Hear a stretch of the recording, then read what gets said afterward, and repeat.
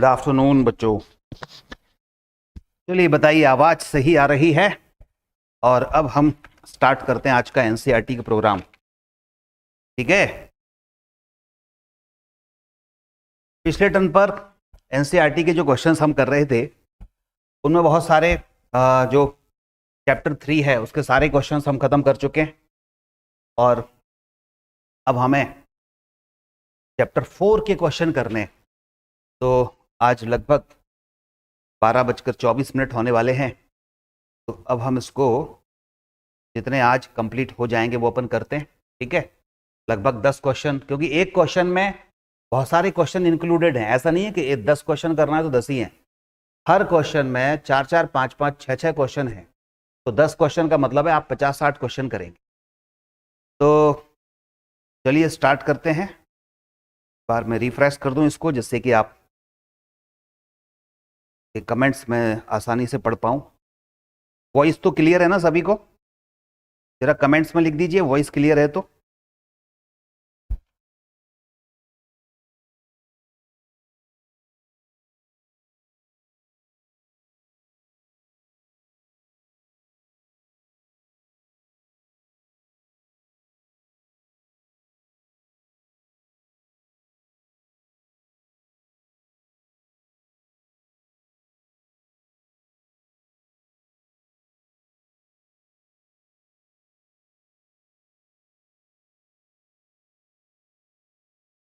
Board change करना पड़ेगा इसका और ये फाइल अपने ओपन करनी।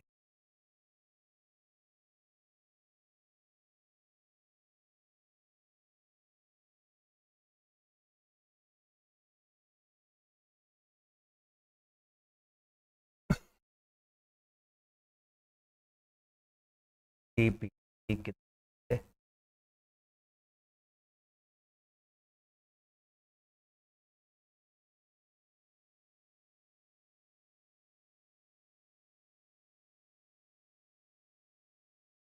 थोड़ा सा वेट कर लो क्योंकि इसमें शायद सेव नहीं हो पाई अभी। मैं जरा पीपीटी निकाल दूं इसकी। 1-2 मिनट वेट कर लें आप।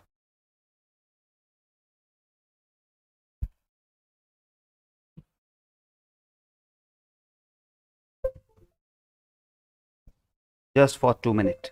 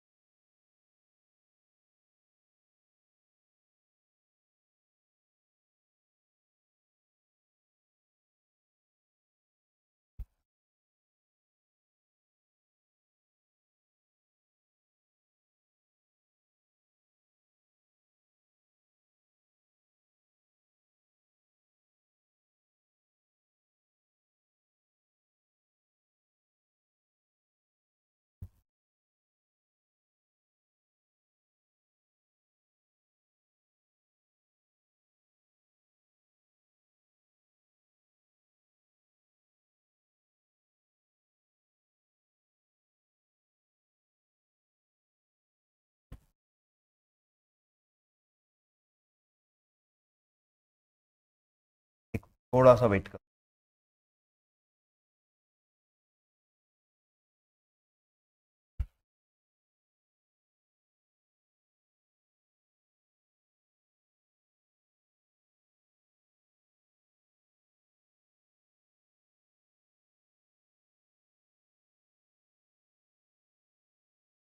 उसे स्टाइल क्यों है?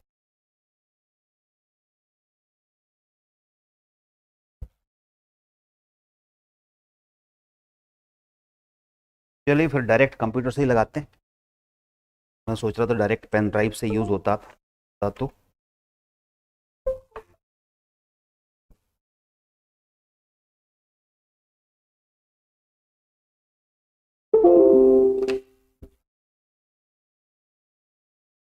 और अपनी फाइल है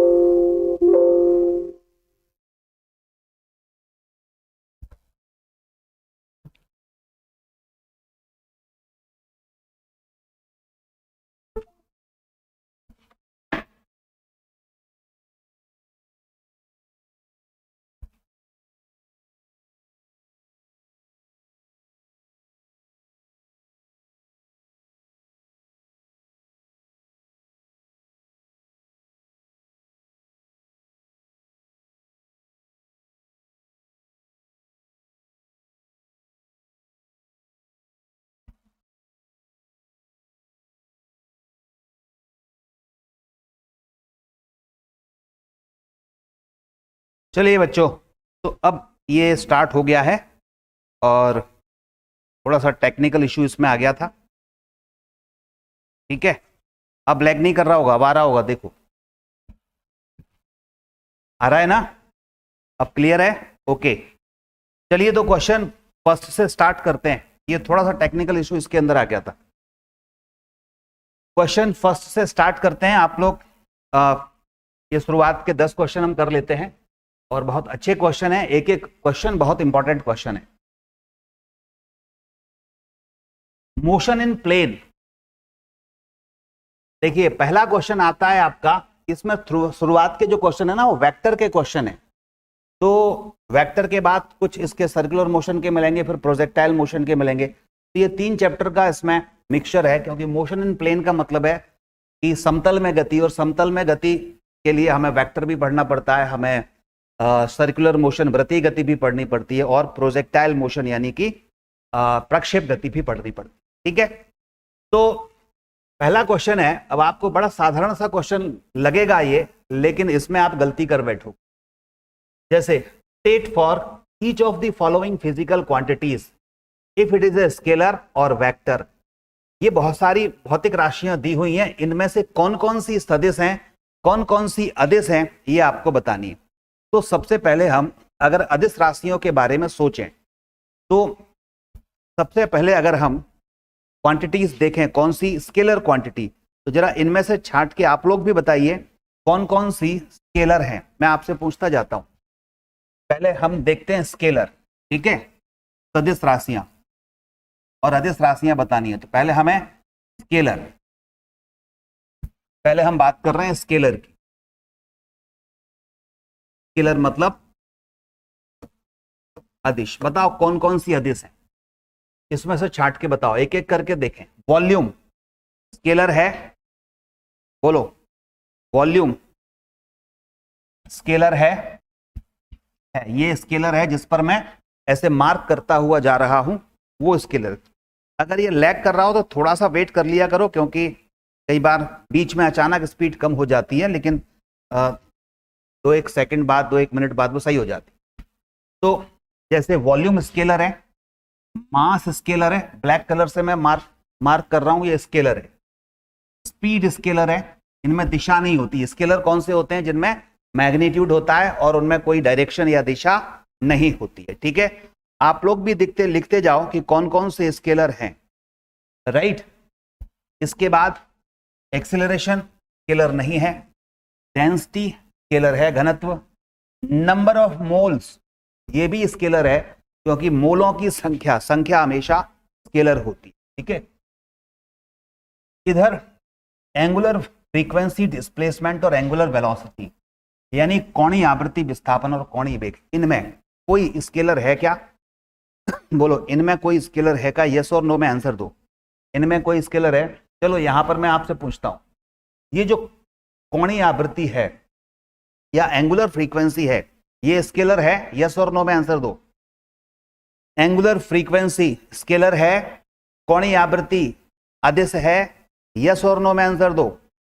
कोणीय आवृत्ति के बारे में पूछ रहा हूं, कोणीय आवृत्ति, एंगुलर फ्रीक्वेंसी, इसके बारे में बताइए। मैं यहां पर कलर चेंज कर लेता हूं, इसके बारे में, एंगुलर फ्रीक्वेंसी के बारे में, कोणीय आवृत्ति के बारे में बताइए। ये स्केलर है या वेक्टर है, ये सदिश है या अदिश है, जल्दी से बताओ। सदिश है या अदिश है, वेक्टर है या स्केलर है? एंगुलर फ्रीक्वेंसी कोणीय आवृत्ति वेक्टर है या स्केलर है, अदिश है या सदिश है, जल्दी से बोलो, जल्दी बताया जाए। ये थोड़ी स्पीड डाउन हो गई होगी इसकी, करते हैं स्पीड का भी कुछ।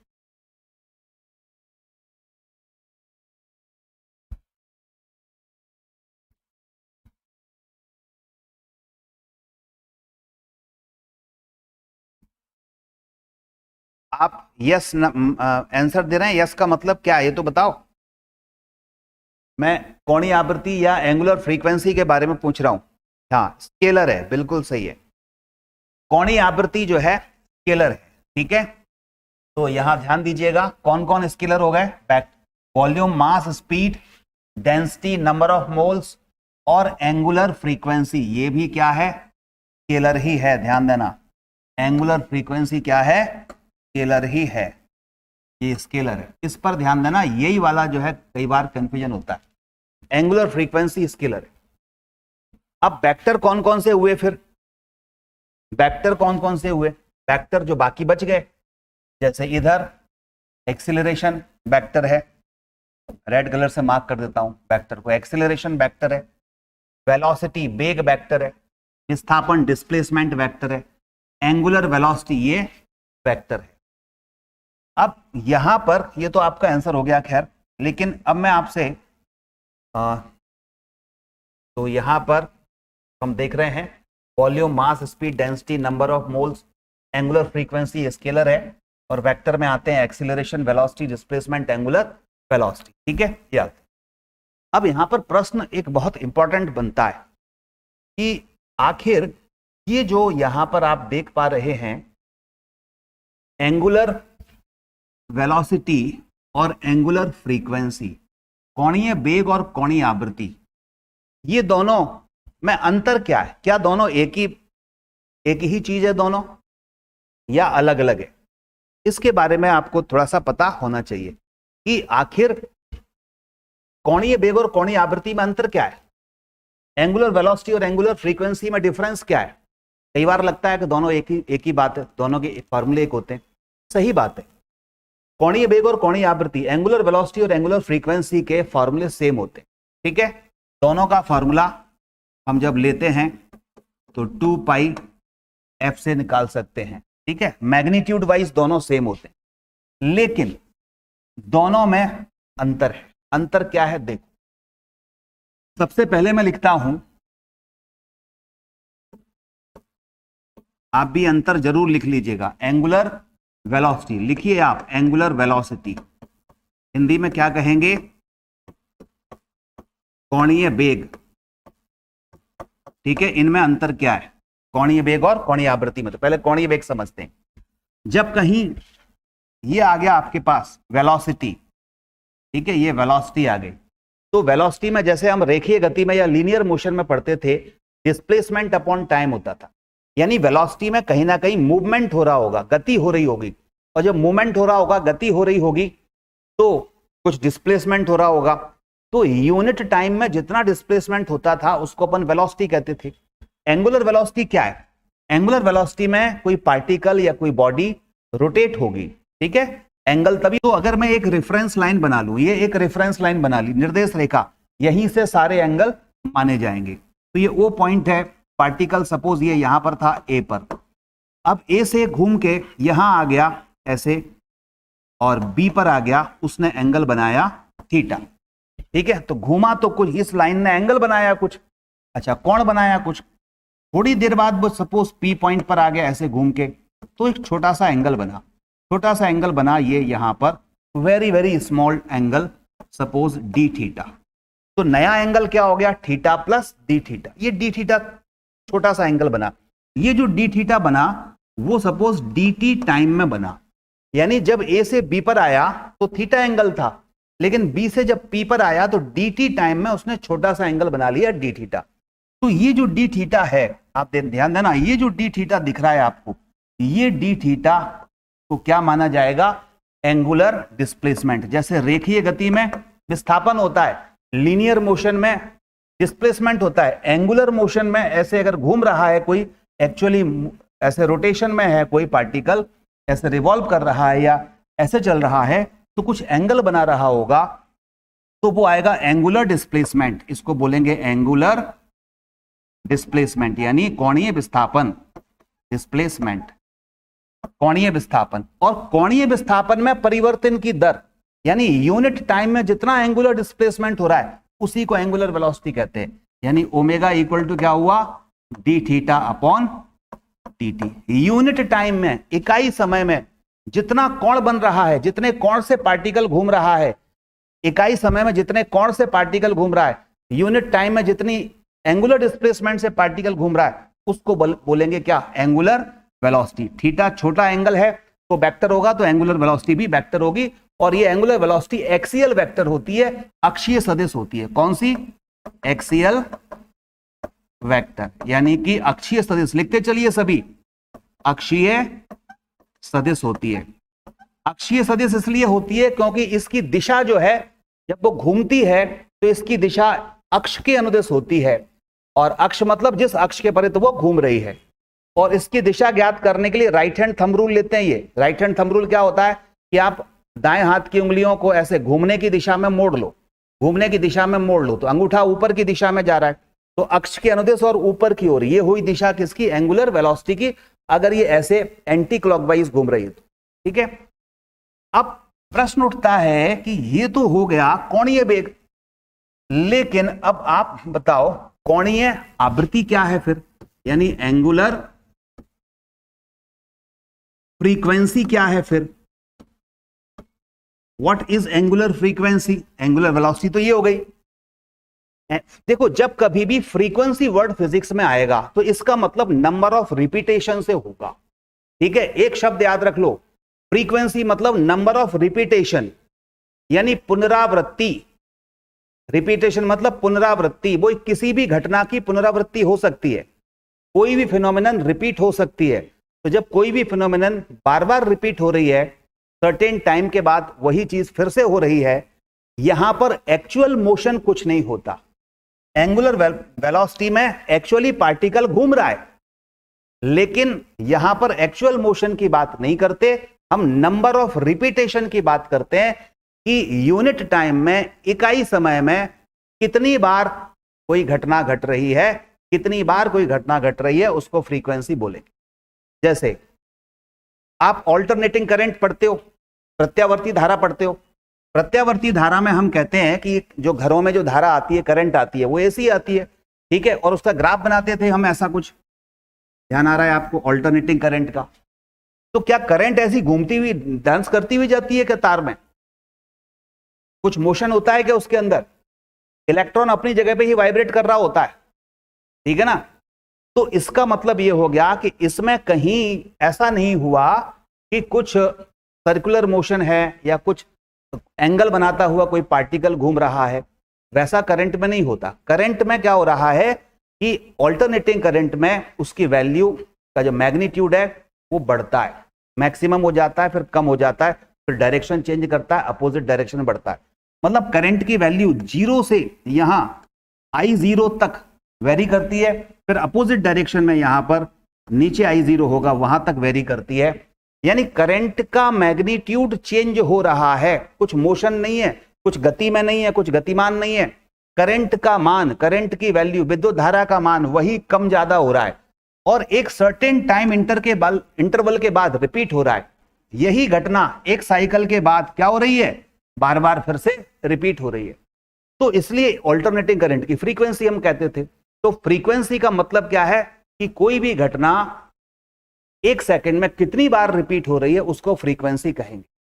ठीक है, फॉर एग्जाम्पल, एक और एग्जाम्पल से आपको ये फ्रीक्वेंसी का मतलब समझ में आएगा। आप मान लो आंखों को ऐसे ब्लिंक करो, तो एक सेकंड में कितनी बार आंखें ब्लिंक हो रही हैं, ये आंखों की फ्रीक्वेंसी हो गई। ठीक है ना? एक सिंपल पेंडुलम है, वो ऐसे ऑसिलेट कर रहा है, एक टाइम में कितने चक्कर लगा लिए उसने, ये क्या हो गया? ये फ्रीक्वेंसी हो गई। ठीक है, और इसी को हम कहेंगे एंगुलर फ्रीक्वेंसी। तो फ्रीक्वेंसी का मतलब क्या हुआ, अगर इसमें 2 पाई से मल्टीप्लाई कर दें तो एंगुलर फ्रीक्वेंसी फिर ओमेगा से डिनोट होती है और ये हो जाती है 2 पाई एफ। तो एफ का मतलब क्या हुआ, number of repetition per unit time. दोनों की वैल्यू सेम होती है, एंगुलर वेलोसिटी और एंगुलर फ्रीक्वेंसी की वैल्यू सेम आएगी, लेकिन इसका फॉर्मूला ओमेगा बराबर 2 पाई एफ होता है। जब एंगुलर वर्ड जुड़ गया तो एक साइकिल के लिए ये 2 पाई और इसमें आ जाता है, क्योंकि एक साइकिल में फेज कितने का होता है, 2 पाई।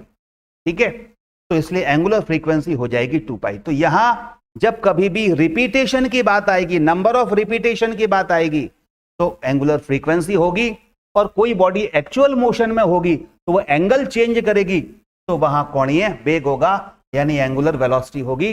हालांकि ज्यादा टेंशन लेने की जरूरत नहीं है, अगर कॉन्सेप्चुअल क्वेश्चन आएगा और उनमें अंतर पूछ रहा है तो फिर जरूर इसको आपको याद रखना पड़ेगा, लेकिन जब कैलकुलेशन की बात आएगी, कोई सवाल सॉल्व करना है, तो टेंशन लेने की जरूरत नहीं है, क्योंकि दोनों के फार्मूले से अगर हम देखेंगे तो वैल्यू दोनों की सेम आती है। ठीक है ना, चलिए, तो यहां पर ये बात मैंने खत्म की पहले क्वेश्चन में। इसीलिए मैं कहता हूं कि जो एनसीईआरटी है ना, वो गागर में सागर है। हर एक क्वेश्चन का, हर एक अर्थ, हर एक शब्द का उसका बड़ा लंबा अर्थ होता है, वो समझना है। ऐसे एनसीईआरटी पढ़नी है, ऐसे नहीं पढ़नी कि यहां पर अपन सारे के सारे हमने देख लिए कौन आदेश है कौन सदिश है, बस याद कर लिए, घर बैठ गए। एक एक शब्द पर ध्यान दो, उसने क्यों यहां पर कोणीय आवृत्ति और कोणीय वेग एक साथ दे रखे हैं इस प्रश्न में, कोई ना कोई लॉजिक तो होगा, क्यों दे रखे हैं। क्या वो ये याद करवाना चाहता है कि आपसे कि कोणीय आवृत्ति और कोणीय वेग सदिश है कि अदिश है, ये वो याद नहीं करवाना चाह रहा है, ये तो सबको पता है। वो इन दोनों में अंतर आपको पूछना चाह रहा है कि कोणीय आवृत्ति और कोणीय वेग में क्या अंतर है, ये एक आप समझ पाते हो कि नहीं। ठीक है ना, आप कहीं भी किसी भी व्यक्ति से या किसी भी स्टूडेंट से जो आपके आसपास हो, जिसने इस तरह से एनसीईआरटी नहीं पढ़ी, उससे 3 साल 4 साल से फिजिक्स पढ़ रहा होगा, और आप पूछ के देखना कि कोणीय आवृत्ति और कोणीय वेग में अंतर क्या है, तो वो बताएगा कि कोई अंतर नहीं, जबकि दोनों में बड़ा अंतर है। ठीक है ना, चलिए अब आगे बढ़ते हैं। दूसरा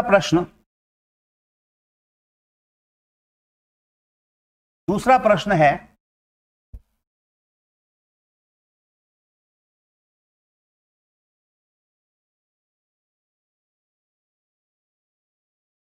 pick out the 2 scalar quantities in the following list। कोई सी भी इसमें जो लिस्ट में, इस लिस्ट में आपको 2 स्केलर क्वांटिटी मिल जाएं, 2 अदिश राशियां मिल जाएं, उनको छांटो। ये दिए हुए हैं, आप पढ़ पा रहे होगे। Force, angular momentum, work current, linear momentum, electric field, average velocity, magnetic movement, relative velocity, बल, कोणीय संवेग, कार्यधारा, रैखिक संवेग, विद्युत क्षेत्र, औसत वेग, विद्युत ये चुंबकीय आघूर्ण, आपेक्षिक वेग। बोलो, रिलेटिव वेलोसिटी यानी सापेक्ष वेग। यस, कौन से इसमें अदिश राशियां हैं, आप लोग बताओ। इसमें अगर एक तरफ से देखें, बल क्या है, सदिश है, बल सदिश है, फोर्स सदिश है। कोणीय संवेग, एंगुलर मोमेंटम वेक्टर है। अब आ गया वर्क, वर्क स्केलर होता है, क्योंकि 2 वेक्टर क्वांटिटी का डॉट प्रोडक्ट होता है। करंट, इलेक्ट्रिक करंट में डायरेक्शन होती है, मैग्नीट्यूड भी होता है, लेकिन फिर भी ये क्या है, ये अदिश राशि है। क्यों अदिश है, क्योंकि यह सदिश के नियमों का पालन नहीं करती। ये जब सदिश पढ़ाए थे तो आपको समझाया था मैंने कि it does not obey the laws of vector addition, vectors law को फॉलो करती नहीं है, इसलिए अदिश है। रेखीय संवेग सदिश है, इलेक्ट्रिक फील्ड वेक्टर है, सबको पता है। एवरेज वेलोसिटी, औसत वेग वेक्टर है। मैग्नेटिक मूवमेंट, चुंबकीय आघूर्ण वेक्टर है। वेलोसिटी, रिलेटिव वेलोसिटी, ये वेक्टर। तो इसमें केवल 2 ही हैं, वर्क और करंट। ठीक है, तो इसके एनसीईआरटी इसलिए ये क्वेश्चन पूछना चाह रहा है कि ये जो 2 पॉइंट कार्य और करंट मिल गई, इनमें कई बार कंफ्यूजन हो जाता है। वर्क इक्वल टू जो होता है ना, 2 वेक्टर क्वांटिटी का डॉट प्रोडक्ट होता है, यानी work equal to F dot D vector, यानी ये विस्थापन है, ये बल है, दोनों सदिश हैं, इनका डॉट प्रोडक्ट अदिश आता है। करंट, इलेक्ट्रिक करंट में धारा में, ये इलेक्ट्रिक करंट में अगर आप देखोगे तो ये डायरेक्शन होती है, और जैसे आई बराबर मान लो 2 एम्पियर बह रही है, 3 एम्पियर बह रही है, तो उसका मैग्नीट्यूड भी है, मतलब डायरेक्शन भी है और मैग्नीट्यूड भी है। लेकिन इसका जो जोड़ है ना, वो सदिश के नियम से नहीं होता, इसका जो एडिशन है वो सदिश के नियम से नहीं होता। जैसे एक करंट इधर जा रही है I1, एक इधर करंट जा रही है I2, और इनके दोनों वायर के बीच में एंगल है 60, तो इधर से जो करंट आ रही होगी वो I1 प्लस I2 ही होगी हमेशा। ऐसा नहीं कि एंगल चेंज कर दो तो ये I1 I2 का जो सम है वो बदल जाए, वेक्टर में बदल जाता है लेकिन करंट में नहीं बदलता। यानी इन I1 I2 का जो सम है, जोड़ है, वो सदिश के नियम से नहीं हो रहा, इसलिए ये अदिश है। करंट क्या है? अदिश है। ठीक है, चलिए अब आगे बढ़ते हैं बच्चों। इसी तरह से क्वेश्चन, तो हमने लिखा work and current are the scalar quantities in the given list. Question 3 पर आते हैं। Pick out the only vector, only vector क्या बोल रहा है वो? Pick out the only vector quantity निम्नलिखित सूची में एकमात्र सदिश राशि को छांटिए, यानी इसमें ढूंढने पर एक ही सदिश मिलेगा। कौन कौन से हैं? टेम्परेचर क्या है? टेम्परेचर तो अदिश है।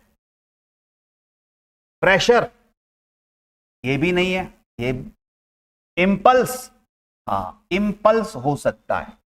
टाइम अदिश है, पावर अदिश है, टोटल पाथ लेंथ यानी दूरी हो गई अदिश है, ऊर्जा एनर्जी अदिश है, ग्रेविटेशनल पोटेंशियल, पोटेंशियल कोई सा भी अदिश होता है, कोफिशिएंट ऑफ फ्रिक्शन म्यू अदिश है, आवेश चार्ज अदिश है।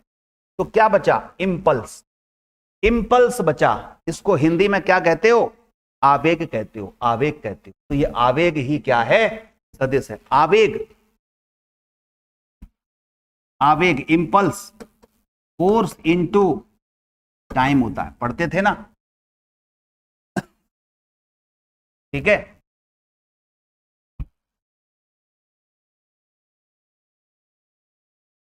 यस। अब आ जाओ, ये तो सिंपल है तो इसको मैं डायरेक्ट आंसर लिख देता हूं, इंपल्स। ठीक है, question number 4, question number 4, state with reasons. ये बड़ा थियोरेटिकल क्वेश्चन इसमें बनता है और ये 5-6 क्वेश्चन दिए हुए हैं। 6 क्वेश्चन के कॉन्सेप्चुअल क्वेश्चन है, इससे पूरा वेक्टर आपका रिवाइज हो जाएगा ये 6 क्वेश्चन में। देखो, state the reasons whether the following algebraic operations with scalar और vector physical quantities are meaningful. वो कहता है कारण सहित बताइए कि अदिश तथा सदिश राशियों के साथ क्या निम्नलिखित बीजगणितीय संक्रियाएं अर्थपूर्ण हैं। अर्थपूर्ण का मतलब क्या होता है कि मीनिंगफुल हैं कि नहीं है। ठीक है, एक मिनट, ये किधर चला गया? मिटा, ये चल रहा। मीनिंगफुल हैं या नहीं है ये आपको बताना है। ठीक है, अदिश और सदिश,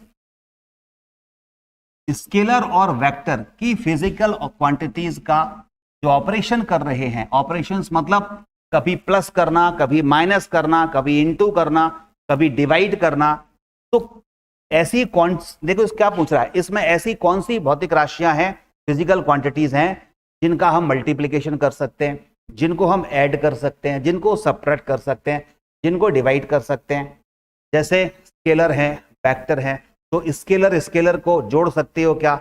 स्केलर स्केलर को घटा सकते हो क्या? स्केलर स्केलर को मल्टीप्लाई या डिवाइड कर सकते हो क्या? फिर पूछ रहा है कि वेक्टर वेक्टर है, 2 वेक्टर का सम कर सकते हो क्या? 2 वेक्टर का डिफरेंस कर सकते हो क्या? 2 वेक्टर का मल्टीप्लिकेशन और डिवीजन कर सकते हो क्या? फिर एक स्केलर एक वेक्टर है, स्केलर वेक्टर को ऐड कर सकते हो क्या? स्केलर वेक्टर को सब्ट्रैक्ट कर सकते हो क्या? स्केलर वेक्टर का मल्टीप्लिकेशन कर सकते हो क्या? स्केलर वेक्टर का भाग दे सकते हो क्या, या डिवाइड कर सकते हो क्या, ये सारे ऑपरेशंस होते हैं। तो क्या क्या कर सकते हैं, क्या क्या नहीं कर सकते, वो आपको बताना है, ठीक है।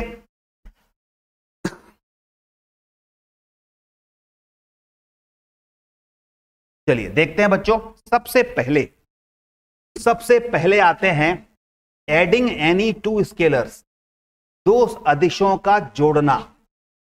हम दो अदिशों को जोड़ सकते हैं, कोई बताएगा ये सही है या नहीं है? ये यस और नो में आपको आंसर देना है, मैं आपके जवाब का वेट कर रहा हूं, जल्दी से बताते जाओ बच्चों। एडिंग एनी टू वेक्टर, हम कोई से एडिंग एनी टू स्केलर्स, पहला है एडिंग एनी टू स्केलर्स, क्या हम कोई से भी दो स्केलर को ऐड कर सकते हैं? जब ऐड कर सकते हैं तो सब्ट्रैक्शन भी इसी में शामिल हो जाएगा। यस, जल्दी से बताओ, यस और नो में आंसर दो। क्या हम any two scalar, any word पे ध्यान देना, और इधर कोई भी दो, ये कोई छपा नहीं होगा, कोई भी दो, एनी टू स्केलर्स, कोई भी दो अदिशों को जोड़ सकते हैं क्या? यस और नो में आंसर दो बस। सभी बच्चे बता रहे हैं ट्रू है, यस है। बच्चों मैंने क्या कहा, एनसीईआरटी गागर में सागर है, एक एक शब्द, एक एक सेंटेंस का बहुत बड़ा मीनिंग है, बहुत ध्यान से सोच के हमें आंसर देना चाहिए, क्योंकि बहुत ध्यान से कई बड़े बड़े फिजिसिस्ट ने मिलकर के एनसीईआरटी बनाई है, एक अकेले की बस की बात नहीं है। तो उनका दिमाग किस लेवल का चला होगा, क्या पूछ रहे होंगे वो सोचो। एडिंग एनी टू स्केलर, वो कह रहा है क्या कोई से भी दो अदिशों को जोड़ा जा सकता है? आप बता रहे हो यस यस यस, जबकि इसका आंसर है नो, इसका आंसर है नो। देखो क्यों, सुनो, इसका आंसर है नो। अब मैं बताता हूं आपको क्यों। मैंने आपको जब सदिश सदिश पढ़ाए थे, या शुरुआत के बेसिक पढ़ाए थे, भौतिक राशियां समझाई थी, फिजिकल क्वांटिटी समझाई थी, तो मैंने आपको यह कहा था कि quantities having same dimensions can be added और सब्ट्रैक्टेड। बताया था कि बेराशियां जिनकी बिमाएं समान हो उनको ही जोड़ा या घटाया जा सकता है, वो चाहे स्केलर हो या वेक्टर हो। बात समझ में आई? ऐसी क्वांटिटीज जो स्केलर हैं दोनों, लेकिन अगर उनके बिमाएं बराबर नहीं है, उनके डायमेंशन बराबर नहीं है, तो उनको जोड़ नहीं सकते, क्योंकि वो सेम टाइप की क्वांटिटी नहीं हुई। सेम टाइप की क्वांटिटी को ही जोड़ा या घटाया जा सकता है। समझ में आई बात? जैसे मैंने एग्जाम्पल दिया था, एक स्कूल में बहुत सारे विद्यार्थी हैं, बहुत सारे लोग हैं, और मैं कहता हूं कि स्टूडेंट और स्टूडेंट को जोड़ो, तो आप टीचर को थोड़ी ना शामिल कर लोगे उसमें, ठीक है? तो समान प्रकार की भौतिक राशियां ही जुड़ती हैं अगर वो स्केलर हैं, ठीक है? स्केलर हैं तो इसका मतलब ये नहीं है कि वो सब समान हो गए। जैसे द्रव्यमान है और लंबाई है, द्रव्यमान स्केलर है, लंबाई भी स्केलर है, तो द्रव्यमान को लंबाई के साथ जोड़ सकते हो क्या?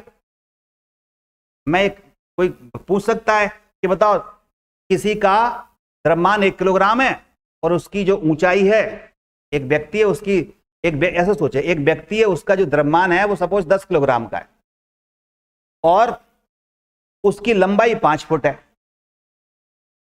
तो दोनों को जोड़ के बताओ क्या आया? कुछ नहीं आया। लंबाई को द्रव्यमान में कैसे जोड़ोगे? लंबाई को लंबाई से जोड़ सकते हो, द्रव्यमान को द्रव्यमान के साथ जोड़ सकते हो, मास मास के साथ जुड़ेगा, लेंथ लेंथ के साथ जुड़ेगा, भले ही दोनों स्केलर है। तो ये बात क्लियर हो गई? यस।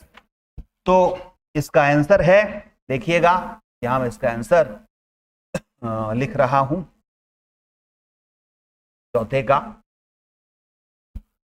यहां आंसर लिखा है, आप भी लिख लीजिए, no, because only the scalars of same dimensions can be added.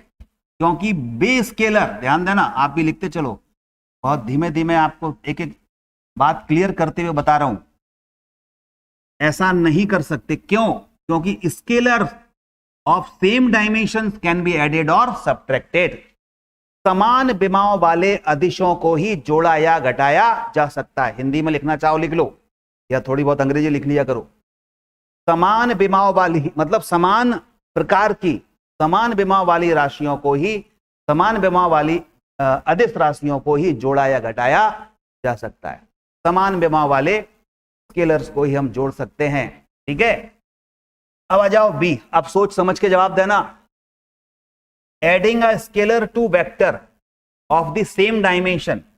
अब विमाएं समान है, विमाएं समान है, लेकिन एक स्केलर है और दूसरा वेक्टर है, क्या दोनों को जोड़ सकते हैं? एक ही विमाओं के एक सदिश व एक अदिश को जोड़ा जा सकता है? बताओ, विमाएं समान है, क्या दोनों को जोड़ सकते हो? यस और नो? आप जरा यस और नो में ये क्वेश्चन नंबर भी लिख देना। जब आप आंसर दोगे तो ऐसा लिखना बी एन या बी का यस, ऐसे ऐसे आंसर दो। बोलो, adding a scalar to vector of same dimension, समान विमाओं वाले एक अदिश और एक सदिश को जोड़ा जा सकता है? यस या नो? बोलो, नो किसका आंसर दे रहे हो? ऐसे लिखो, बी का एन या बी का वाई, ऐसे लिखो।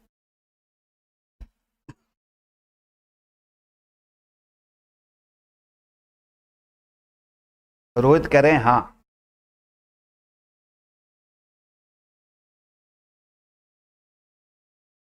अच्छा, मुझे जवाब दो जरा, क्या विस्थापन को दूरी के साथ जोड़ सकते हैं?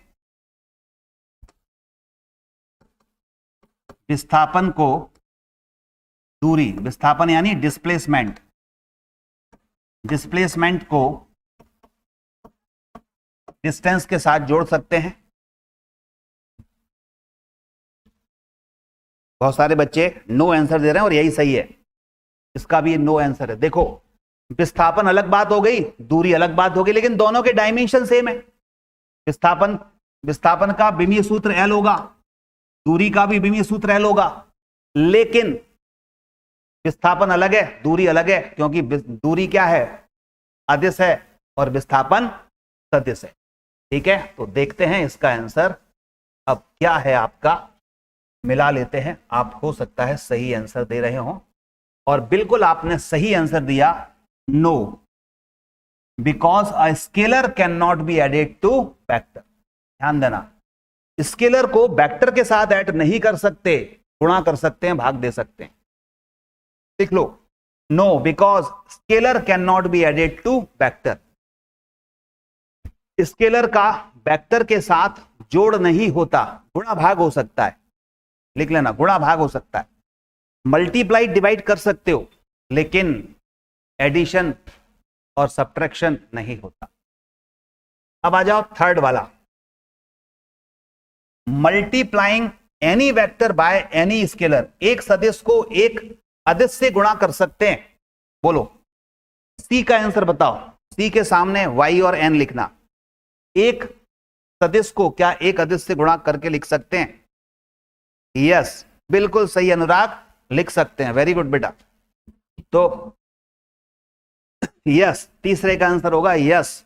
Multiplying a vector with a scalar gives the scalar times the vector quantity which makes sense and one gets a bigger vector। यहां मैं कह रहा हूं कि एक अदिश को एक सदिश के साथ गुणा किया जा सकता है। जैसे एक मेरे पास, एक एग्जांपल आपको देता हूं जिससे क्लियर होगी बात। मेरे पास एक है त्वरण। त्वरण क्या है? एक्सीलरेशन। एक्सीलरेशन क्या है? वेक्टर।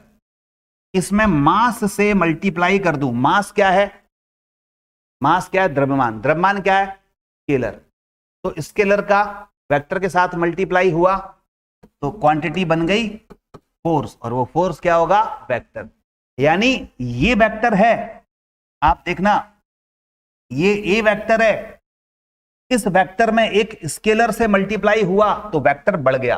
वेक्टर बढ़ गया का मतलब है कि मान लो ए वेक्टर है 2 मीटर पर सेकंड और किसी का द्रव्यमान है 10 किलोग्राम, तो 10 दूनी 20, यानी जो 20 इसकी जो वैल्यू है, वेक्टर की जो वैल्यू है, बढ़ गई। पहले वेक्टर की वैल्यू 2 थी, अकेला 2 था, स्केलर से मल्टीप्लाई हुआ, जितने स्केलर से मल्टीप्लाई होगा उतने ही गुनी इसकी वैल्यू बढ़ जाएगी उस वेक्टर की। तो 10 से मल्टीप्लाई हो गया तो 10 गुनी हो गई। कोई बात यहां कर रहे हैं।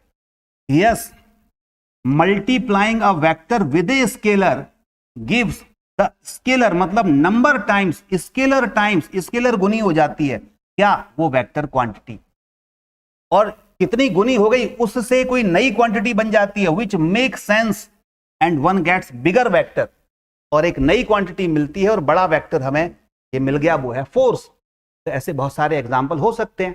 तो स्केलर का वेक्टर के साथ मल्टीप्लाई हो सकता है, डिवाइड भी हो सकता है, ठीक है ना, लेकिन स्केलर का वेक्टर के साथ एडिशन नहीं हो सकता।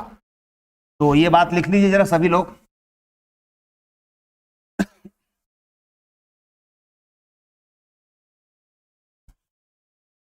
यस, अगला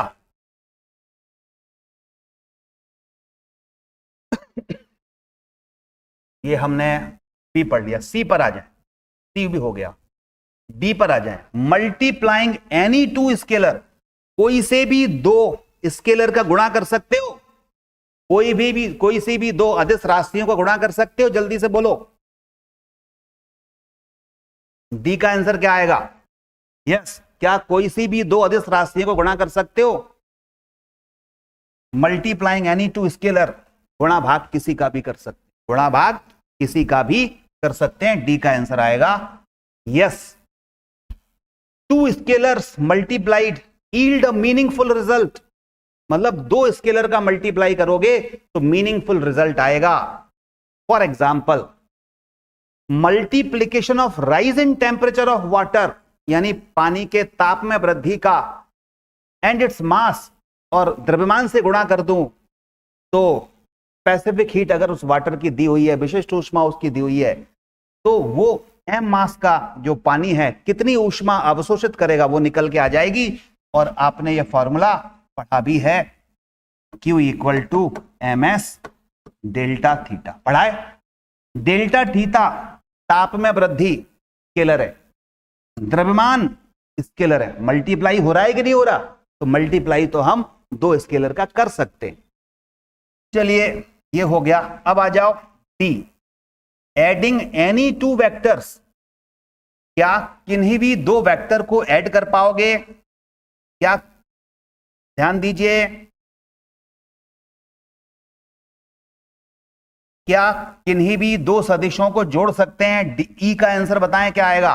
क्या कोई से भी दो वेक्टर को जोड़ सकते हैं? यस और नो में आंसर दो। ई का आंसर क्या आएगा? ई इसके सामने लिखना वाई और एन।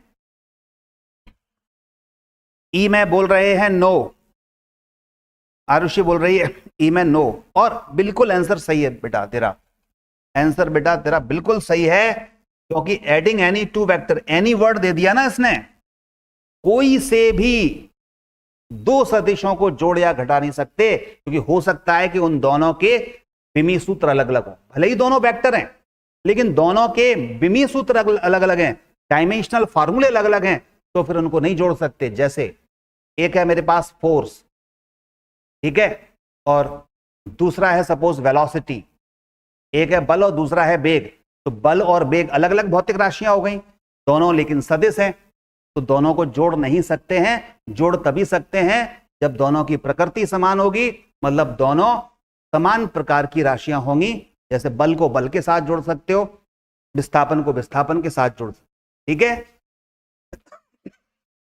तो ये बिल्कुल सही है इसका E, no, because the two vectors of same dimension can be added, दो सदिश उनको जोड़ सकते हैं जब उनके विमीय सूत्र बराबर होंगे। Because the two vectors of same dimensions can be added. ये क्लियर हो गया? यस। ये कौन बता रहा है? विकास, गलत बता रहे हो आप, गलत, सही करो उसको। ई का आंसर आएगा no, because the two vectors of same dimensions can be added. दो सदिश अगर समान विमाओं के हैं तभी जोड़ सकते हो, ऐसे नहीं जोड़ सकते कुछ भी। अगला है एफ, जल्दी से बोलो एफ। एफ का क्या होगा? एफ में कहा जा रहा है adding a component of a vector to the same vector.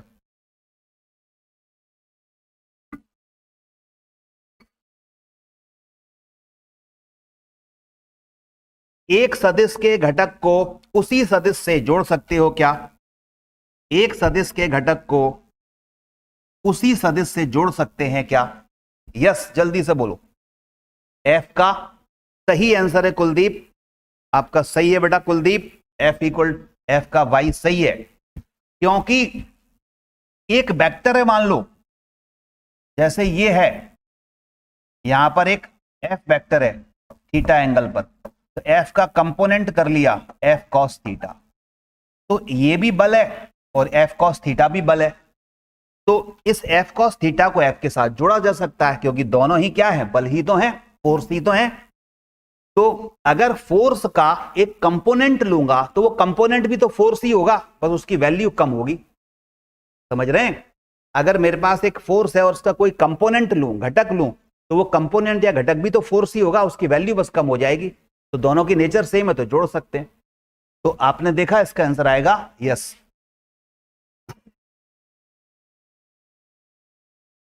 इसका आंसर है yes, because both are the vectors of same dimension, क्योंकि दोनों सेम विमाओं वाले ही सदिश हैं। तो मेरे ख्याल से क्लियर हो गया। तो आप देख पा रहे होगे कि 4 नंबर के क्वेश्चन में अकेला एक क्वेश्चन नहीं है, ये सीधे सीधे 6 क्वेश्चन फंसे हुए हैं इसके, और वो भी अच्छे अच्छे खासे, जहां पर कंफ्यूजन होने की संभावना ज्यादा होती है। ठीक है, तो इनको बहुत अच्छी तरीके से समझना है और समझ के फिर याद करना है, याद करके नहीं समझना। ऐसा नहीं कि पहले रट लो फिर समझो, पहले समझो अच्छी तरीके से, दिमाग में बिठाओ ऐसा क्यों हो रहा है, उसका कारण पता होना चाहिए, फिर याद कर लो। ठीक है, चलो अगला क्वेश्चन, क्वेश्चन नंबर 5 पर आते हैं। और क्वेश्चन नंबर 5 में उसने कहा है, read each statement below carefully and state with reasons if it is true और फॉल्स। ये आपको इसमें 5 स्टेटमेंट दे रखे हैं और पांचों स्टेटमेंट को ध्यानपूर्वक पढ़ के आपको बताना है कि, और कारण भी देना है कि कौन सा ट्रू है और कौन सा फॉल्स है, कौन सा सत्य है और कौन सा असत्य है। ठीक है, ये एनसीईआरटी चल रही है, आगे जेई में और नीट में एनसीईआरटी बेस्ड क्वेश्चन आने हैं, पक्की बात है। कल जो पेपर हुआ उसमें भी बिल्कुल सिंपल क्वेश्चन पूछे गए हैं, और मैंने आज मॉर्निंग में बताया भी था कि 2021 का पेपर क्यों सिंपल आने वाला है। बोलिए, एक एक स्टेटमेंट ध्यान से समझिए और ट्रू और फॉल्स बताना है। तो टी और एफ लिखेंगे आप आंसर में, टी और एफ। ठीक है, जैसे ए है तो ए के आगे टी लिखना, ए के आगे एफ लिखना, फिर मैं आपको एक एक करके आंसर बताऊंगा। यस, बताइए ए का आंसर ट्रू है या फॉल्स है, सत्य है या असत्य है? ट्रू मतलब टी, एफ मतलब फॉल्स को एफ लिखना। बताओ। अनुराग ए को टी बता रहे हैं, चेक करते हैं। पहला क्या है, the magnitude of vector is always a scalar. किसी सदिश का परिमाण सदैव एक अदिश राशि होता है। किसी सदिश का परिमाण सदैव एक अदिश राशि होता है। और आपका आंसर है बिल्कुल सही, true. Magnitude of the velocity, अगर एक एग्जांपल ले लें, magnitude of velocity of a body moving in a straight line, सरल रेखा में चलती हुई वस्तु का जो वेग है उसका परिमाण अगर निकालें तो वो चाल होगा, स्पीड होगी, और स्पीड क्या है, अदिश राशि। ठीक है, तो ये ट्रू है। और एग्जांपल हमने लिया, magnitude of velocity of body moving in a straight line may be equal to the speed of body. ये जो है स्पीड ऑफ बॉडी के बराबर हो सकती है, तो ए आंसर सही। अब आ जाओ बी का क्या होगा। यस, बी के लिए आंसर बताइए।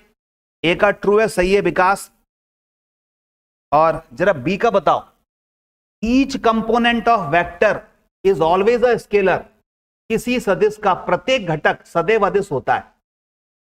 किसी सदिश का प्रत्येक घटक हमेशा अदिश होता है। बोलो, किसी सदिश का प्रत्येक घटक हमेशा अदिश होता है।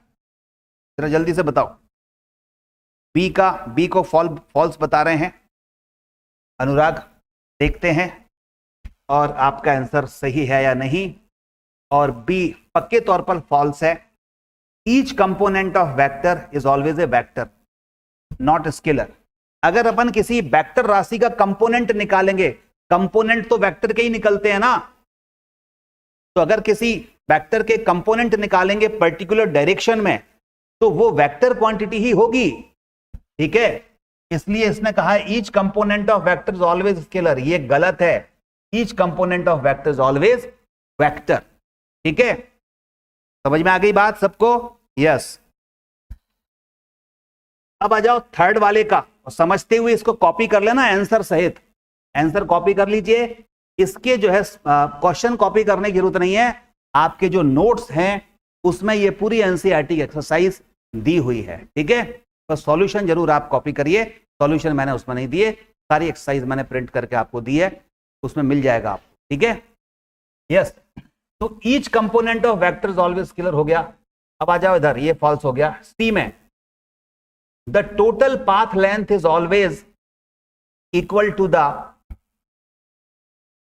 मीनिंग किसी कण द्वारा चली गई दूर पथ की कुल लंबाई विस्थापन के सदिश के परिमाण के बराबर होती है, ये बताना है।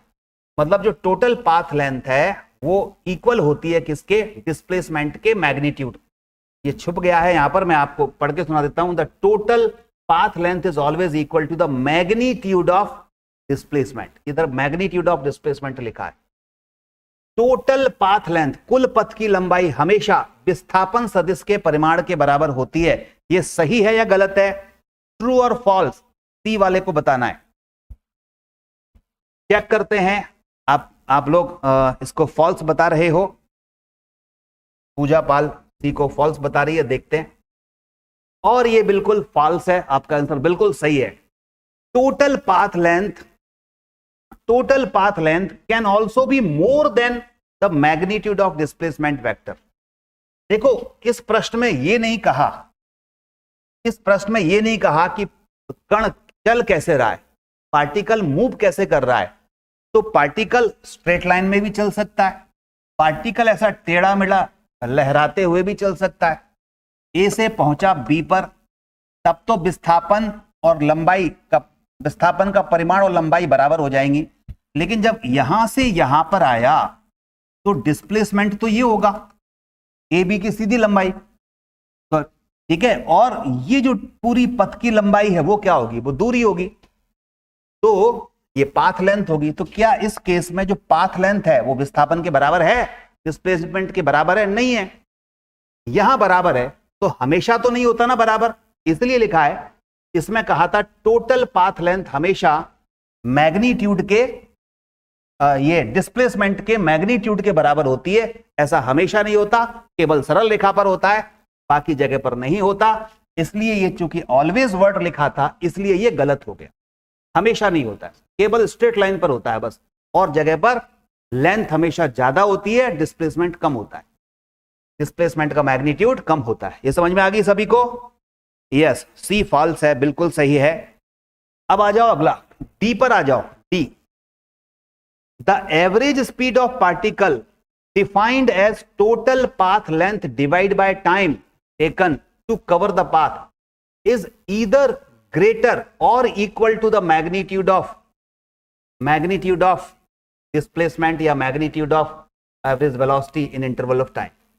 magnitude of, यहां पर average velocity है, magnitude of average velocity, ये छूट गया है। बताओ, हिंदी में पढ़ रहा हूं मैं आपके लिए। किसी कण की औसत चाल होती क्या है? तय किए गए पथ तय करने में लगे समय द्वारा विभाजित कुल पथ की लंबाई, समय के समान समय अंतराल में कण के औसत वेग के परिमाण से अधिक या उसके बराबर होती। बताओ ये सही है कि नहीं है? यस, डी का बताएं सही है कि नहीं है, फिर मैं आपको बताता हूं कैसे सही है कैसे गलत है। बोलो बेटा, जल्दी से बोलो बच्चों। डी का ट्रू है पूजा पाल?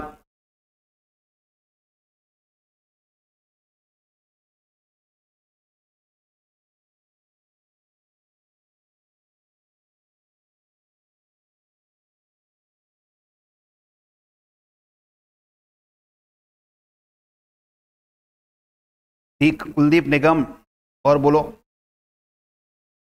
और बताएं, बताते जाएं। बिल्कुल, देखते हैं आपका आंसर क्या है। डी का आंसर क्या है? डी का तो फॉल्स था।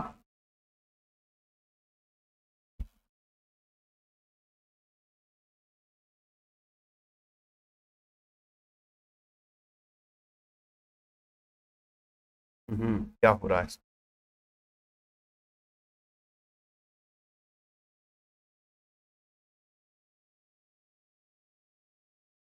ये तो कर चुके, कई बार ये नाराज हो जाते हैं।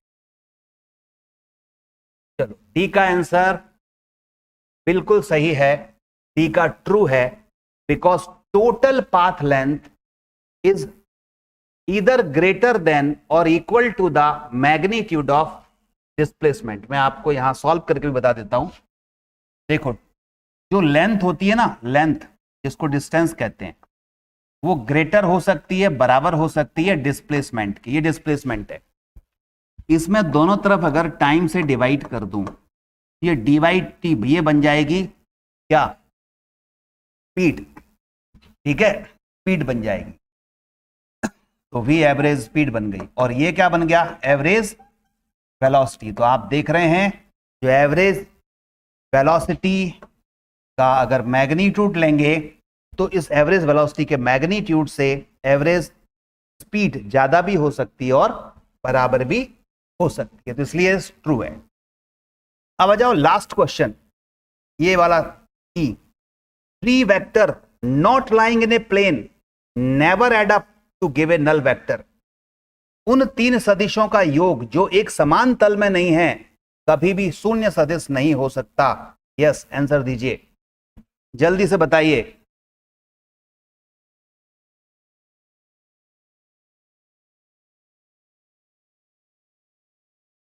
अब तो सही दिख रहा है, कभी कभी बीच में कुछ गड़बड़ हो जाता होगा। बीच में नहीं दिख रहा क्या? हाँ, वो लाइट का थोड़ा सा चक्कर है। लाइट अभी सही हो जाएगी, तो एक आध दिन रुक जाओ, लाइट वाइट सब सही करवाते हैं, है ना। लाइट का जो फॉक्स है वो यहाँ पड़ रहा होगा, इसलिए थोड़ा सा ब्लर दिख रहा होगा, वो सही करेंगे। यस, अभी थोड़ा सा मैनेज करो, एक आध दिन में सब सही हो जाएगा।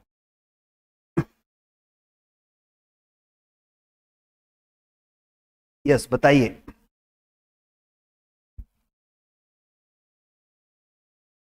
उन तीन सदिशों का योग जो एक समतल में नहीं है, कभी भी शून्य सदिश नहीं हो सकता। ई का यस है या फॉल्स है? ई का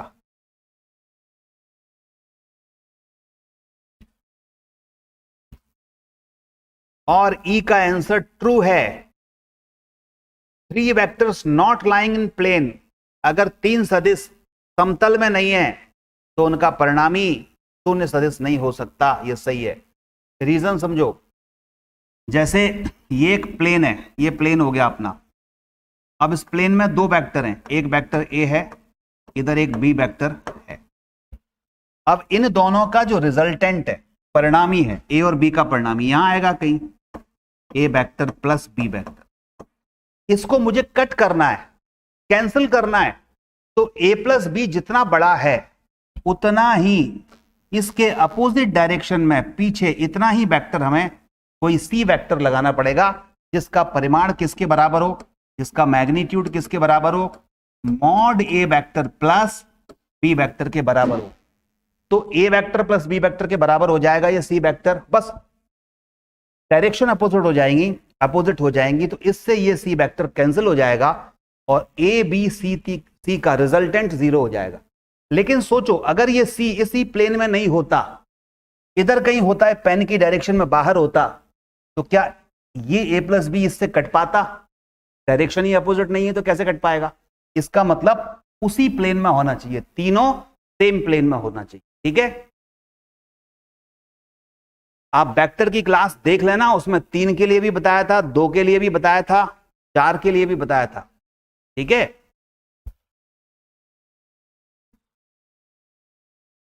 बता दिया जाए। तो ये हो गया 5वां क्वेश्चन। अब देखो अगला।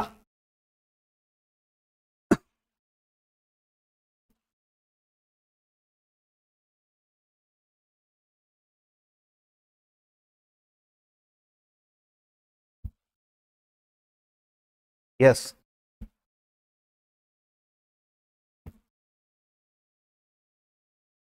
एक क्वेश्चन है ये, क्वेश्चन नंबर 6। ये 4 समीकरण दिए हुए हैं। Establish the following vector inequalities geometrically और अदरवाइज। निम्नलिखित असमीमिकाओं की ज्यामिति या अन्य किसी विधि द्वारा स्थापना करिए। ये सब्जेक्टिव क्वेश्चन हो गया कि जो 4 समीकरण हैं इनको डिराइव करिए, इनकी स्थापना करिए। तो जो बच्चे कॉम्पिटिटिव एग्जाम दे रहे हैं उनको थोड़ा थोड़ा मैं बता देता हूं कैसे इसको हम डिराइव कर सकते हैं, और इनको फिर इसके बाद आपको याद कर लेना है। इनमें से पूछ सकते हैं वो, इसी में से 4 क्वेश्चन बना देंगे और एक ऑप्शन को कुछ गलत लिख देंगे, वो कहेंगे चारों में से कौन सा गलत है या कौन सा सही है।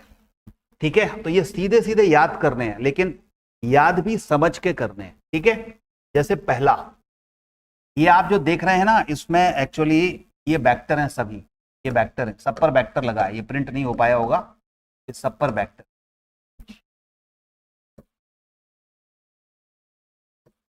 ठीक है, एक एक करके देखते हैं। सबसे पहला A vector plus B vector छोटा है बराबर है mod A vector plus mod B vector. तो मैं इसमें क्या करता हूं, एक ए वेक्टर बनाता हूं। ये बना लिया मैंने ए वेक्टर। एक बी वेक्टर बनाता हूं यहां, ये हो गया बी वेक्टर। ए और बी वेक्टर के बीच में कुछ एंगल है। ठीक है, अब हम ए और बी का रिजल्टेंट बनाएं, तो ए और बी का रिजल्टेंट यहां आएगा, ऐसा आ जाएगा, थोड़ा बड़ा आ जाएगा। ये हो गया A vector plus B vector. ठीक बात है, यहां तक कोई दिक्कत नहीं। इसको हम वेक्टर में रिप्रेजेंट करते थे, वो समांतर चतुर्भुज का नियम होता था। तो ए वेक्टर के सामने एक ऐसी लाइन बना दो, बी वेक्टर के सामने ये लाइन बना दो। ये बी वेक्टर इसके बराबर होगा, ए वेक्टर ऊपर वाले के बराबर होगा। इसकी हम चाहें तो कुछ लेबलिंग कर दें। लेबलिंग मतलब इसमें नाम दे दें, इसको कुछ पॉइंट्स को हम नाम दे दें, ओपी क्यू आर कुछ दे सकते हैं। तो इसको नाम दे दिया ओ, ये हो गया पी, ये हो गया क्यू, ये हो गया आर। ठीक है, उसने कहा है, ध्यान दीजिए, कि आप ज्यामिति का यूज करो, ज्योमेट्री का यूज करो या कोई भी मेथड यूज करो, बस आप तो ये प्रूफ करके बता दो कि A vector plus B vector का जो मॉड है वो less than equal to mod A plus mod B होता है। प्रूफ मैं कर रहा हूं, आपको समझ में आएगा, समझ के उसको रट लेना, उसके बाद रिजल्टेंट इसको रट लेना। देखो कैसे, इस त्रिभुज में चले हम ओ क्यू पी में, त्रिभुज ओ पी क्यू में। कक्षा 5 या 6 में पढ़ा होगा कि त्रिभुज की 3 भुजाएं हैं, 3 साइड हैं ट्रायंगल की, तो इनमें से कोई सी भी साइड पकड़ लो। ठीक है, अगर हम यहां पर कोई सी भी साइड पकड़ लें तो दोनों, उसकी जो लंबाई है, कोई सी भी साइड पकड़ लें, उसकी लंबाई बाकी की 2 साइड की लंबाइयों के जोड़ से हमेशा कम ही आता है। क्या बोल रहा हूं, फिर से सुनो। ट्रायंगल की 3 साइड में से कोई सी भी एक साइड ले लो, जो मर्जी आए वो एक साइड ले लो, वो साइड की लंबाई, लेंथ, बाकी की 2 साइड बची उन दोनों के सम से हमेशा लेस ही आएगा। तो अब ऐसे ही नहीं कोई सी भी पकड़ लो, वो तो सही है, स्टेटमेंट सबके लिए सही है, लेकिन हमें प्रूफ क्या करना है, उसके हिसाब से साइड पकड़ लेते हैं। हम मॉड ए प्लस बी देखना चाहते हैं, तो ए प्लस बी किधर है, ये रहा diagonal, mod A vector plus B vector ये रहा, मतलब हमें कौन सी पकड़नी चाहिए, ओ क्यू साइड पकड़नी चाहिए। तो ओ क्यू साइड हमेशा ही छोटी होगी किससे, ओपी प्लस पी क्यू से। ये बात समझ में आई, ये बात समझ में आई।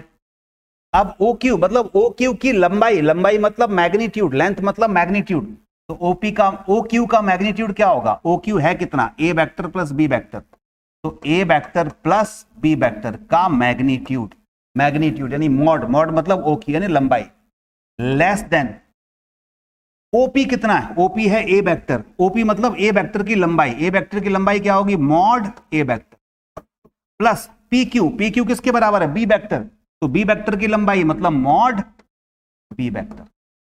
तो आप देखो आधा प्रूफ हो गया कि mod A vector plus B vector less than mod A vector plus B vector, लेकिन नीचे बराबर भी चिपका है। तो ये बराबर कब होता है, इसको भी देखें कब ये बराबर होगा। लेस देन इक्वल टू की बात कर रहे हैं। बराबर तब होगा जब ये ए वेक्टर और बी वेक्टर कैसे हो जाए, एक ही लाइन पर हो। A vector and B vector are on same line. आप ट्राइंगल नहीं बनाएं, सेम लाइन पर हो। जैसे ये हो गया ए वेक्टर और इसी के आगे चिपका होता ये बी वेक्टर, ठीक है, बी वेक्टर। तो ए से बी तक पूरा क्या आ जाता, A vector plus B vector, ये वाला आ जाता। तो अब आप देखो A vector plus B vector का परिमाण ए वेक्टर और बी वेक्टर के जोड़ के बराबर होता कि नहीं। यानी दोनों mod A vector plus B vector mod A vector plus mod B vector के बराबर कब होते, जब वो स्ट्रेट लाइन में होते। यानी mod A vector plus B vector बराबर कब होते, जब वो स्ट्रेट लाइन में होते। ठीक है, जब वो कैसे होते, स्ट्रेट लाइन में होते। Mod A vector plus mod B vector. तो सरल रेखा में होते तो बराबर, ट्राइंगल बनाते तो लेस देन, दोनों को मिला के रख दो तो mod A plus B less than equal to क्या आया, mod A vector plus mod B vector. तो अब मेरे ख्याल से आप इस बात को समझ गए होंगे, और समझ गए हैं तो इस समीकरण को आप दो वेक्टर क्वांटिटी के लिए याद रख लें। ठीक है, रट लो अब इसको। Mod A plus B less than equal to mod A plus mod B. Clear है? यस, क्लियर है ये?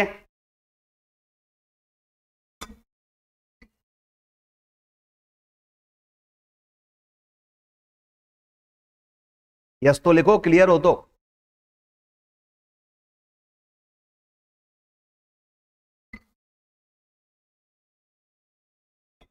ओके,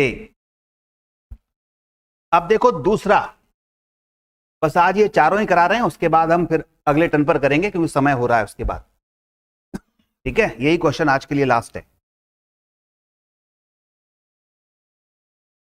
एक एक सवाल बहुत इंपॉर्टेंट है। अब इस सवाल को देखो, इसमें एक सवाल नहीं है, सीधे सीधे 4-5 सवाल फंसे हुए हैं, है ना।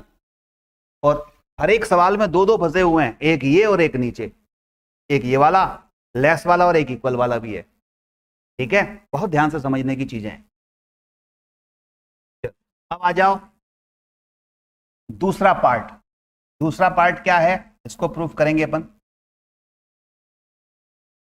Mod A plus B greater than mod A, ये प्लस होगा, plus mod A plus mod B.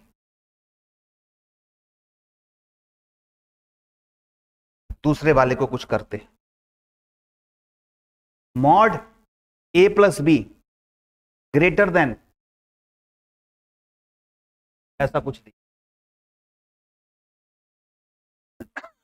बताओ आप लोग कर सकते हो उसको?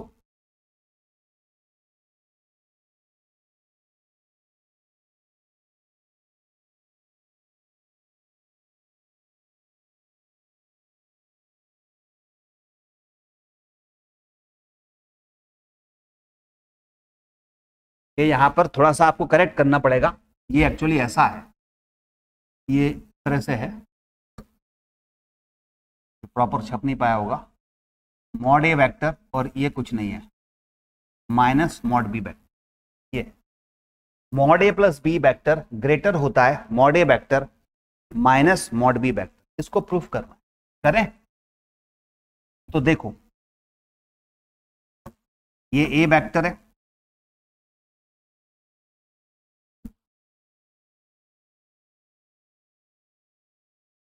ये यहां पर बी वेक्टर है, जो जिन्होंने वेक्टर पढ़ा है वो एंगल थीटा है। ए प्लस बी चाहिए तो ए प्लस बी कहां होगा, इन दोनों के बीच में होगा। ये हो गया A vector plus B vector. ठीक है, अब इसको मिला दो इधर ऐसे, कोई पुराना वाला चित्र, ध्यान से सुनिएगा, वही नाम दे दिए O P Q and R. अब थोड़ी सी ज्योमेट्री लगाओ, और ज्योमेट्री में हम ये कह सकते हैं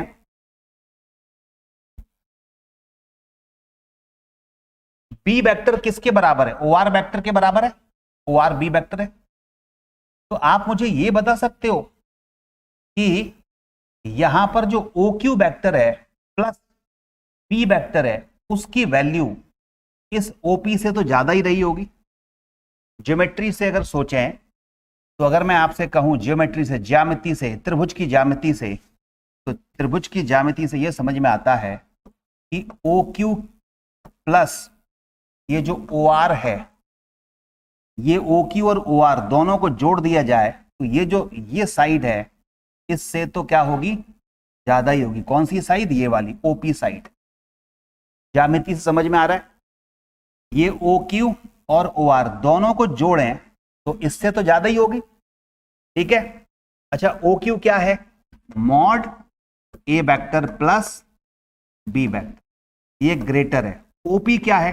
OP है A वेक्टर के बराबर, मॉड A वेक्टर। इस OR को इधर शिफ्ट करो। OR किसके बराबर है? B वेक्टर के, तो माइनस का B वेक्टर। हो गया कि नहीं? इसको याद कर लो। अच्छा, अगर ये सरल रेखा पर होते तो इक्वल भी आ जाता। ठीक है,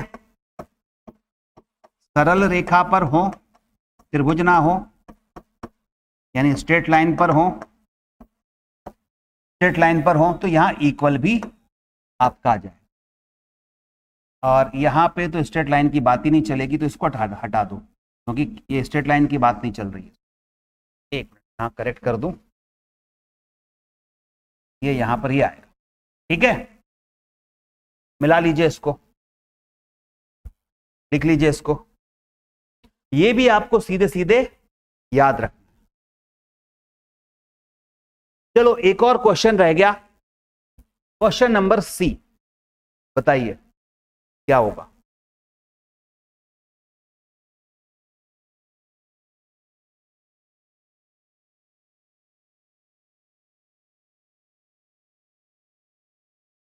ये ग्रेटर इसलिए है क्योंकि स्ट्रेट लाइन पर भी ये बराबर नहीं होंगे। ठीक है ना, इसलिए ग्रेटर ही होगा हमेशा इसमें। तो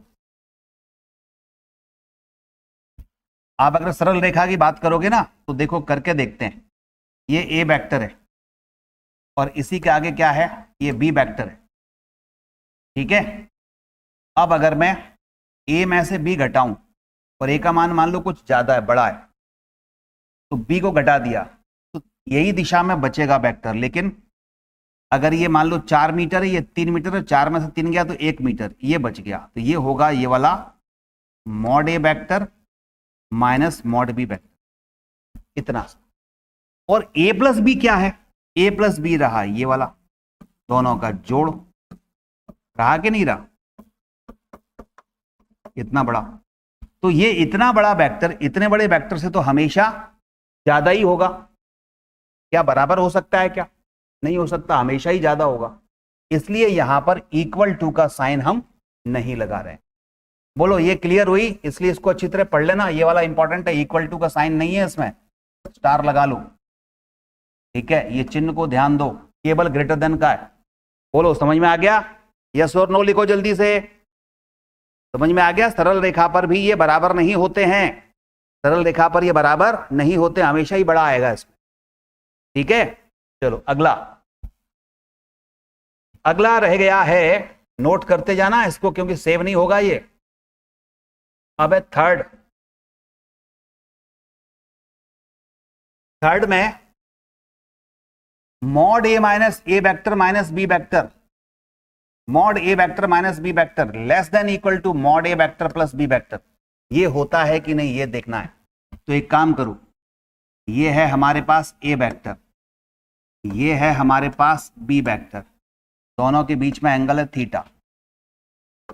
और अब मुझे A vector minus B vector चाहिए, तो ये A वेक्टर इधर है, अब B का माइनस यानी पलटना, पलट दोगे तो इधर आएगा, उतना ही बड़ा यहां बना दो, ये हो गया माइनस का B वेक्टर।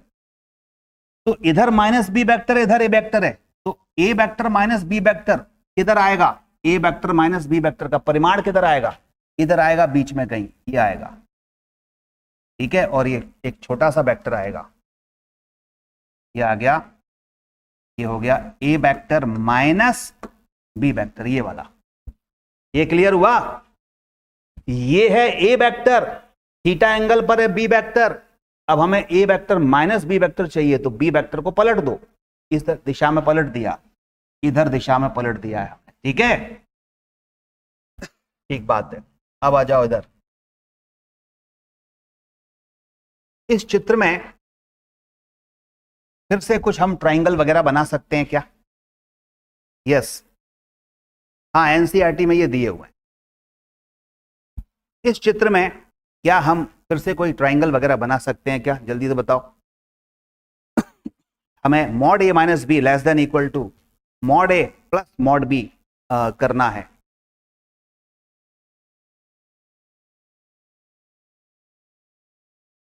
ऐसा करो, ये जो साइड होगी, ये वाली जो रिजल्टेंट है, ये साइड किससे छोटी है? ये वाली, इसको नाम दे दूं ओ, ये हो गया पी, ठीक है। और आप चाहें तो जो ये साइड है इसके पैरेलल एक लाइन और खींच दीजिए, इसको मैं हटा देता हूं, डॉटेड लाइन बना देता हूं, ठीक है। इसको कुछ नेम देता हूं, P है, ये Q है, और यहां से भी आपको ऐसा ही कुछ बनाना पड़ेगा। तो आप देखो, ये वाली जो साइड है ना OQ, लेस देन होगी किससे? OP प्लस ये वाली PQ। OP और PQ को जोड़ दो, ठीक है, उससे तो कमी आएगी OQ। तो OQ है कितना? Mod A vector minus B vector less than OP कितना है? A vector mod A vector. PQ कितना है? ये PQ है, ये वाला, ये PQ इसके बराबर, इधर P के बराबर है। आप देखो, mod A vector minus B vector less आ गया A vector plus B vector. लेकिन सरल रेखा की बात करेंगे तो इक्वल भी आ जाए, इसमें सरल रेखा की बात करेंगे तो इक्वल भी आएगा, इसमें नहीं आता है सरल रेखा। तो ये स्ट्रेट लाइन के लिए हमने बनाया है, सरल स्ट्रेट लाइन के लिए, ठीक है। अब आ जाओ लास्ट डी, आज के लिए लास्ट, ठीक है। एज इट इज याद कर लेना, ये मैं आपको समझा रहा हूं कैसे आए, लेकिन आपको तो रटने हैं एक तरफ से। मिटा दूं इसको?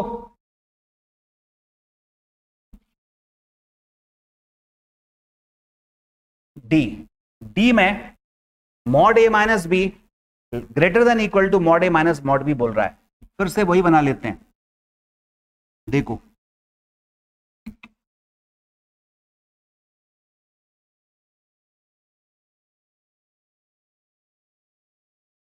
कहां गया ये, फिर से वही पर पहुंच गए क्या? हाँ, ये था, यस, डी वाले को देखो, फिर से बना लो। ये हो गया हमारे पास ए वेक्टर, ठीक है, ये हो गया ए वेक्टर, ये हो गया बी वेक्टर, ये एंगल है थीटा, और इधर है ये माइनस का बी, ए और माइनस बी का परिणाम ही होगा यहां पर, ठीक है। ये होगा ए वेक्टर माइनस बी वेक्टर। चलो, अच्छी बात है। Mod A vector minus B vector चाहिए, तो ए वेक्टर माइनस बी वेक्टर ये साइड रही, ये ओ नाम दे दो, इसको पी नाम दे दो, इसको क्यू नाम दे दो, ठीक है। इसको ऐसे हम मिला सकते हैं, तो ये वाली साइड इस साइड के बराबर हो जाएगी। ये जो OQ साइड है, ध्यान देना, OQ साइड, ये OQ, इसमें अगर मैं ये B को जोड़ दूं, यानी ये वाली साइड जोड़ दूं PQ, इस OQ में ये वाली साइड जोड़ दूं, तो वो OP से तो ज्यादा ही आएगी, ये पक्की बात है। ध्यान दे रहे हैं, ओ क्यू में ये पी क्यू जोड़ दूं तो ओपी से तो ज्यादा ही आएगी, और ओ क्यू है कितना, mod A minus B. P Q कितना है यार, आप पी क्यू किसके बराबर है, बी के, तो हो गया बी ग्रेटर देन ओपी किसके बराबर है, मॉड ए के बराबर है। अब mod A minus B greater, इसको उधर शिफ्ट करो, mod A minus mod A vector minus mod B vector, ये ठीक है, प्रूफ हुआ। सरल रेखा के लिए इसमें फिर से इक्वल आ जाएगा, ये है स्ट्रेट लाइन के लिए, स्ट्रेट लाइन के लिए बराबर हो जाए, ठीक है। आप करके भी देख सकते हैं, बना करके, आप चाहो तो मैं सरल रेखा के लिए बना देता हूं। देखो ये ए वेक्टर है और ये सपोज बी वेक्टर, ठीक है। इसको मैं चाहूं तो डिफरेंट कलर से लिख दूं, ए वेक्टर, ये बी वेक्टर। ए वेक्टर में से बी वेक्टर घटाया तो मान लो ये था 4 मीटर और ये था 1 मीटर। एग्जाम्पल के लिए 4 मीटर मान लें, ये सरल रेखा पर है 1 मीटर, तो 4 में से 1 गया, सरल रेखा पर 3 बचा, तो यहां पर एक 3 मीटर की लाइन बन जाएगी, ये 3 मीटर बन गया। तो ये 3 मीटर बना है, ये क्या बना, ये बना mod A vector minus B vector. आप देख रहे हैं mod A vector minus B vector किसके बराबर आया, 4 माइनस 3, ये सॉरी 4 माइनस 1, 4 माइनस 1 मतलब ए माइनस बी, यानी mod A minus mod B. यानी सरल रेखा पर तो mod A minus mod B की value mod A minus B के बराबर होती है, और ट्राइंगल पर बड़ी होती है, इसलिए इसमें ये बराबर और ग्रेटर आ रहा है। तो ये चारों अच्छी तरह ध्यान रख लेना, इस वाले में जरूर यहां माइनस होता है और ये ग्रेटर होता है, इक्वल नहीं होता, इसलिए बी पर विशेष ध्यान देने की जरूरत है, ठीक है। क्लियर हो गया सभी को। तो ये हमने आज 6 सवाल कर लिए, और ये 6 नहीं है, आप देखोगे तो 25-30 सवाल हुए हैं, ये केवल 6 नहीं है, हर प्रश्न में 5-5, 6-6 सवाल फंसे हुए हैं, तो ये लगभग हम 25-30 सवाल कर चुके हैं। आगे के सवाल फिर से हम इसी समय पर, मतलब लगभग 12-12:15 के आसपास फिर से हम अगले टर्न पर मिलेंगे और इसके आगे के सवाल करेंगे, ठीक है। तो इतना करते रहो, पढ़ते रहो, घर पे रहो। संडे का टेस्ट देना मत भूलना। संडे का टेस्ट प्रक्षेप गति और एक बिंदीय गति दोनों मिलाकर के होगा, और जो बच्चे मान लो इस कोर्स का हिस्सा भी नहीं है तो वो बच्चे भी टेस्ट दे सकते हैं। टेस्ट हमने ऑनलाइन टेस्ट सबके लिए फ्री कर रखा है, ठीक है। तो भारत के किसी भी कोने में अगर कोई हो और वो ऑनलाइन टेस्ट देने की इच्छा रखता है तो पूरा टेस्ट सीरीज बैच ही अलग है। उसके लिए आपको मनोज नायक फिजिक्स कॉन्सेप्ट ये ऐप डाउनलोड करना पड़ेगा गूगल प्ले से, और ऐप डाउनलोड करके आप उसमें रिक्वेस्ट में लिखेंगे टेस्ट सीरीज या regular batch. Regular batch join करना चाहते हैं तो वो स्टार्ट हो गए हैं, वो सुबह हिंदी मीडियम का 7:15 से और 9:30 तक चल रहा है, मंगल गुरु शनि में, और मंडे वेडनेसडे फ्राइडे आपका बैच इसी समय पर इंग्लिश मीडियम का है। सेपरेट हिंदी और इंग्लिश बैच अलग अलग हैं।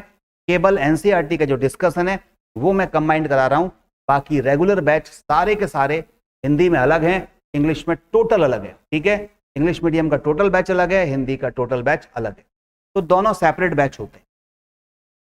ऑनलाइन टेस्ट हर संडे को आपको मिलेंगे, हिंदी में अलग, इंग्लिश में अलग, मतलब टोटल ऐसा नहीं कि हिंदी केवल जो है इंग्लिश का ही मिलेगा, पूरा पेपर हिंदी और इंग्लिश में सेपरेट लैंग्वेज में आपको मिलता है। तो वो हर संडे को टेस्ट का है, तो वो शेड्यूल आपको ऐप पर ही मिल जाता है कि इस संडे को कौन सा है, अगले संडे को कौन सा है, तो वो टेस्ट आप दे सकते हैं, ठीक है। चलिए तो मिलते हैं अगले टर्न पर।